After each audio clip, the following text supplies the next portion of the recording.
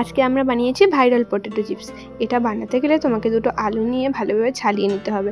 আলু দুটো ছালিয়ে নিলে তোমাকে সেটা স্লাইস করে কেটে নিয়ে একটা বাটির মধ্যে লবণ আর জল দিয়ে 20 মিনিট রাখতে হবে।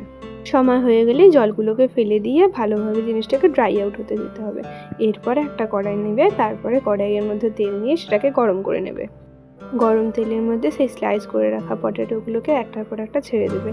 একসঙ্গে সব ছাড়তে যাবে না, তাহলে কিন্তু জিনিসগুলো একটার সঙ্গে আরেকটা লেগে যাবে।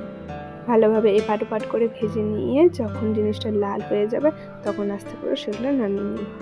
এরপর ফ্লেভারের জন্য আমি কারি পাতা আর ধনে পাতা সেগুলো ভেজে নিই, জিনিসটা তাহলে ক্রিস্পি হবে। ভেজে নেওয়ার পর সেগুলো এই পাত্রে নামিয়ে নিয়ে সেখানে 1 চা চামচ লঙ্কা গুঁড়ো আর 1 ফোঁটা লবণ দিয়ে ভালোভাবে মিক্স করে নিই।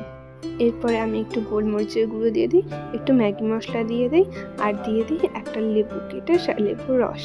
তারপরে ভালোভাবে নাড়িয়ে কাটিয়ে নিলেই তৈরি হয়ে যায় আমাদের ভাইরাল পটেটো চিপস। খেতে কিন্তু দারুণ হয়েছিল, তোমরা অবশ্যই ট্রাই করো।